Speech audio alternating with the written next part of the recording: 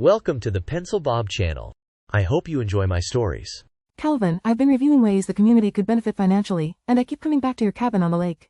It's empty most weekends, and that's a waste. Imagine families renting it for a weekend, kids playing by the water, parents relaxing on the porch, everyone happy. We'd handle every detail: bookings, cleaning, maintenance. You wouldn't lift a finger. Think of the revenue it could bring in for improvements around the neighborhood. It's a perfect solution, and honestly, I don't understand why you'd resist something so obviously beneficial to everyone. Marjorie, let me be very clear. That cabin, the lake, all the surrounding land, it's mine. I built it myself, I maintain it myself, and it's private property. You do not get to decide what happens there. No matter how you frame it, calling it a community benefit or a solution, it doesn't change the fact that you're overstepping. I will not allow the HOA or anyone else to dictate its use. You want to make money? Do it elsewhere. This cabin stays under my control. Calvin, you have to see it from the neighborhood's perspective. The cabin is idyllic, quiet, peaceful. People would love to enjoy it. They'd respect the property, follow the rules, and it could really bring the community together. You're holding it for yourself, but consider the goodwill you could generate. Even a few weekends per month could create memories for families and help the HOA fund necessary projects. There's no reason to hoard something so beautiful when sharing it costs you nothing and benefits everyone. Calvin, think logically. The HOA budget is stretched thin: repairs, landscaping, reserves. Every year we struggle to cover costs, and your cabin is an underused resource. Properly managed, it could fund essential improvements for years. You could set terms, retain control over who comes, and still maintain ownership. It's a practical solution, not a surrender. Refusing outright may lead to unnecessary conflict, legal complications, and community frustration. Cooperation now is far better than confrontation later. Calvin, please understand, this is not theft. We're proposing a partnership. You would have no responsibilities whatsoever, no cleaning, no scheduling, no maintenance. The WA handles all logistics. In return, the community benefits, revenue flows into needed projects, and you gain the satisfaction of seeing families enjoy what you've created.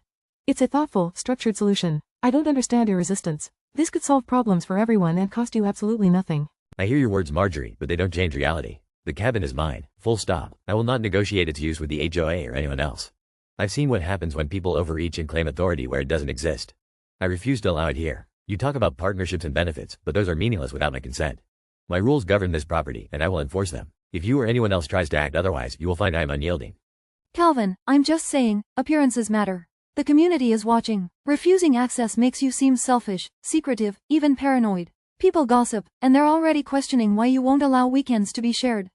You could change their perception instantly. Generosity costs nothing, yet you stand firm, making it seem like you're hiding something or acting purely out of self-interest. Even a little compromise would go a long way toward goodwill and neighborly respect. Calvin, consider the consequences of resistance. The board can vote on this. If the majority decides, it will shape policy and expectations. You can protest, but legally, the HOA has avenues to pursue. By cooperating or at least negotiating terms, you avoid conflict and maintain respect. Refusal may appear principled, but it risks escalating tension, leading to legal action and strained relations. Your choice now will determine the community's perception and your future interactions with them. Picture this, Calvin. Children laughing by the lake, families enjoying the cabin, memories forming that last a lifetime. Refusing to allow even partial access portrays you as selfish, disconnected, unyielding. You built something beautiful, but isolating it from the community diminishes its value beyond the monetary. There's a chance here to create harmony and benefit everyone. I don't understand why you would not see that. Cooperation is not surrender, it's wise, thoughtful, and respected. Marjorie, I made my decision. The cabin, the lake, and surrounding land are mine. Full control, no compromise. I do not yield to pressure, persuasion, or popular opinion. The HOA has no authority here, and your arguments about community benefit, revenue, or goodwill are irrelevant. My property, my rules. I will defend that, and I will not waver. The cabin stays as it is. End of discussion. Calvin, I understand your stance, but I need you to think beyond yourself. You built something extraordinary, yes, but it exists next to the neighborhood, touching our land in ways that affect the community. By refusing to even allow occasional weekend rentals, you're isolating it completely. The WA isn't trying to seize ownership, we're proposing a controlled schedule. We'd inspect, manage, and maintain every detail, ensuring your property remains pristine. It's reasonable, fair, and protective, yet you reject it entirely. I cannot see why. Marjorie, the fact that it touches your land does not grant you authority over it. The cabin, the lake, the surrounding acreage, they are mine in every sense. Your proposals, your control measures, and your inspections are irrelevant unless I permit them. I'm not being stubborn, I'm being precise and consistent. I refuse to yield property rights. Attempts to frame this as reasonable or protective are irrelevant. The lake and cabin remain entirely under my ownership and control, no negotiation necessary. Calvin, the neighborhood is watching, and the rumors are growing. People are whispering that you refuse to share, that you hoard a treasure while the community struggles. You could reshape perception with simple cooperation, partial access, a limited schedule. It's not surrendering control, it's demonstrating generosity and civic responsibility. Even a few weekends each month could satisfy curiosity, provide enjoyment, and improve community relations. You can remain the owner while allowing others to experience what you built. Calvin, I'm trying to be rational. You don't have to give unrestricted access. But by outright denial, you create tension. You risk forcing votes, disputes, and possibly legal actions. The HOA has authority over certain operational policies that affect shared spaces near your property. We're suggesting a framework that benefits you minimally while the community gains safely. Resistance may appear principled, but practically it invites conflict. Consider collaboration as a strategy to maintain control while easing community pressure. Calvin, I need you to understand the bigger picture. By refusing every proposal, you portray yourself as combative, unyielding, and isolated. That image spreads faster than facts, and the board's patience has limits. We can work with you, set strict parameters, even restrict the number of weekends and tenants, but refusal at this stage is destructive. You could control outcomes by simply engaging in dialogue, yet you reject it repeatedly. I cannot stress enough how small concessions could prevent escalating issues. Marjorie, you speak as if I have some obligation to your perceptions or your board's patience. I have obligations only to myself, my property, and the law. Your parameters are irrelevant without my agreement. My cabin and lake remain entirely under my jurisdiction. I will not entertain partial rentals, schedules, or inspections. Suggestions framed as compromise are just another attempt to erode my ownership. I reject all such attempts, firmly and completely. End of story, no discussion. Calvin, imagine the possibilities you deny. Children splashing near the dock, parents laughing on the porch, sunset reflections over the lake. It's all within reach, yet you choose isolation. This could be celebrated by the neighborhood, stories shared for years. Instead, you risk resentment, suspicion, and quiet disdain. A small concession, a single weekend open, would transform perception entirely. It doesn't require surrender, just participation. You hold all power, yet you wield it to deny joy, and people notice. Calvin, look at it strategically. The HOA has limited influence, yes, but community sentiment matters. Refusal to cooperate breeds tension, questions, and escalating efforts to circumvent resistance. Legally, you are protected, but socially, you face friction. Limited collaboration, scheduling, oversight, restrictions could mitigate hostility while preserving ownership. Ignoring this ensures disputes, strained relationships, and stress for all parties. Exercising discretion now is wise. Absolute denial is short-sighted and counterproductive.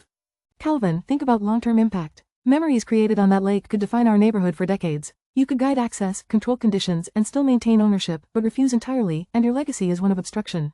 Families could enjoy the very space you designed, and the HOA could fund projects that benefit everyone. Is your pride worth isolating beauty, creating resentment, and denying joy? Consider control with generosity. Your cabin remains yours, yet others thrive. Marjorie, enough. I am the owner. My property, my decisions. I will not negotiate, grant access, or entertain frameworks designed to include others. The lake, the cabin, the surrounding land, is mine, completely, and I will enforce that fact.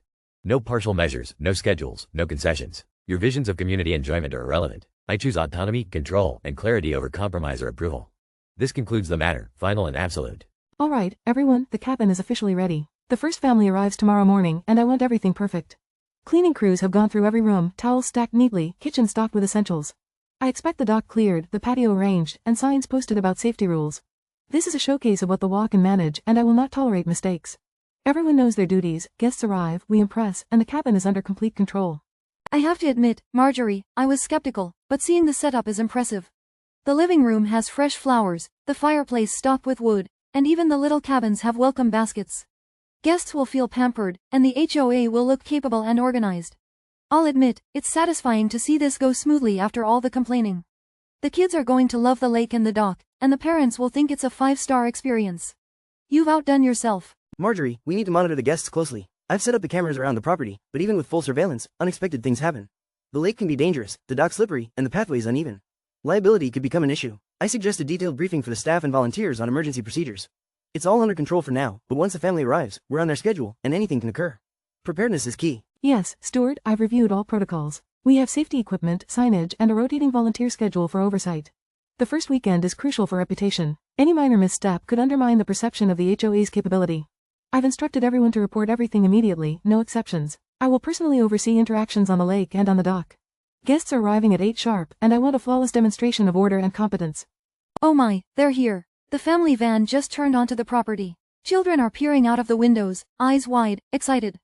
Mom and Dad are unloading bags, looking around with anticipation. The lake sparkles, and the cabin's flower boxes are perfect. Even the HOA volunteers are bustling with nervous energy. It's chaos with a controlled polish, and the sight is remarkable. I think everyone is holding their breath to see how this plays out. Marjorie, one of the children has run ahead to the dock, and I'm not sure the railing is entirely secure. I've signaled the volunteers, but they're scrambling to reach him. If he slips or falls, liability could be catastrophic. We're monitoring remotely, but immediate action is necessary. I need clear instructions on how to proceed if an accident occurs. The parents are distracted by unloading, and no one is watching the dock closely. We need to intervene quickly, but cautiously. Everyone stay calm. Volunteers, intercept the child and guide him back to the shore. Safety is our top priority. Make sure the parents see this as organized, not panic. Lois, help direct traffic away from the dock temporarily. The rest of you, confirm life jackets are available and children are supervised. I want this weekend to be a model of how the HOA can manage property, even under unforeseen circumstances. No excuses. Everyone moves efficiently, but with composure. The family is settling in, and the children are thrilled, though one slipped in the shallow edge near the dock. No harm done, but it's a reminder that the setup needs constant vigilance. Parents are appreciative of our quick response, but whispers about risk and caution are spreading. Even positive attention has a shadow. The volunteers are exhausted but proud. It's a chaotic dance of supervision, reassurance, and maintaining appearances. I can see Marjorie beaming, convinced everything is under control. I've logged the minor incident near the dock and adjusted camera angles to ensure coverage of the lake and property perimeter. Volunteers are briefed and positioned strategically. Guests are engaged in activities, canoeing, board games on the patio, snacks at the picnic area. From a procedural standpoint, the operation is running smoothly, but any misstep could escalate quickly. Every step is being documented. I'm coordinating reports to Marjorie in real time, ensuring she sees everything is accounted for. Calm, efficient, controlled, that's how this weekend will be remembered. Guests are enjoying the lake, children are laughing on the dock under supervision, families exploring the cabin and surrounding land. Volunteers report no significant issues. This demonstrates how capable the HOA is when managing property, even without the owner's participation. Every step is logged, every detail noted. By the end of the weekend, the board will see results, and neighbors will witness the possibilities of organized engagement. Nothing left to chance. Complete execution. Let me be crystal clear. Every action taken without my consent will be challenged. The rental, the oversight, the board's intrusion, every bit of it is unauthorized. I've already contacted legal counsel. Notices are drafted. The lawsuits will proceed, including trespass, violation of property rights, and punitive damages. No compromise. No settlement discussions until every infraction is fully documented and the full extent of liability is clear. This is not optional. This is the law, and it will be enforced. Board, we are facing a serious situation. Calvin has filed formal legal complaints, and we have just received notice from his attorney. I realize now that I underestimated his resolve. We're talking potentially six-figure damages if this escalates. Every vote, every action we've taken regarding the cabin is being challenged. The fines, the rental, everything. We must review our insurance, prepare defense statements, and brace for courtroom appearances. This is far worse than I imagined. I can't believe this. I was so focused on making the weekend perfect, showcasing our organization, that I didn't consider the consequences. He's not just suing, he's documenting everything meticulously. Every email, every instruction, every oversight is evidence. We're exposed in every possible way. And the volunteers, some of them named in the complaints, are panicking. I thought this would demonstrate HOA competence, but it's unraveling completely. Marjorie, the financial implications are severe. The board's insurance may cover some liability, but Calvin's claims are extensive. Trespass, unauthorized rentals, violation of property rights, potential harm, each could be contested separately, multiplying costs. If the courts side with him, the HOA may be liable for full damages plus legal fees. This weekend's showcase has transformed into a nightmare. Every procedural misstep, no matter how minor, is now under scrutiny. Everyone, listen carefully. We must respond strategically, draft our statements, document all actions, and prepare to defend our intentions rigorously. We did not act with malice, but the courts do not care about intent if property rights are violated. I need volunteers to recount everything that happened, timestamps, decisions made, photos, every detail. This is damage control at the highest level. If we fail here, our credibility, finances, and positions are destroyed.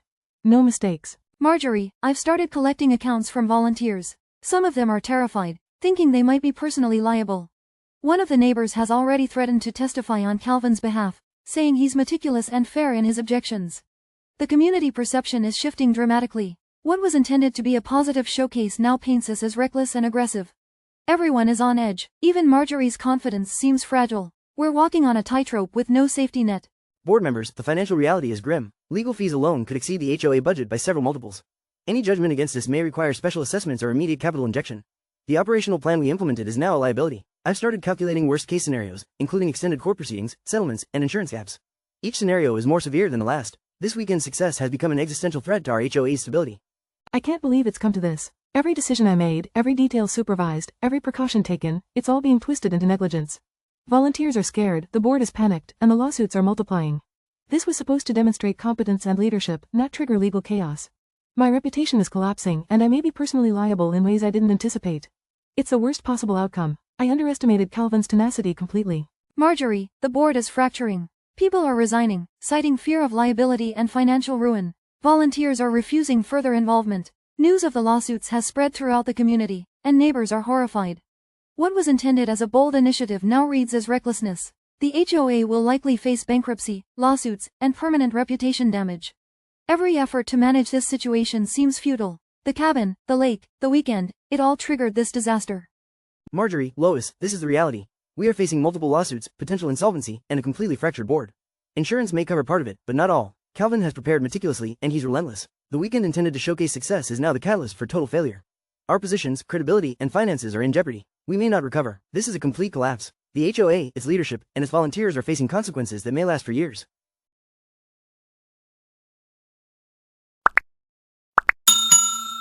I would like to thank you for watching the video to the end. To encourage us to make more videos, please like, subscribe, comment, as well as share.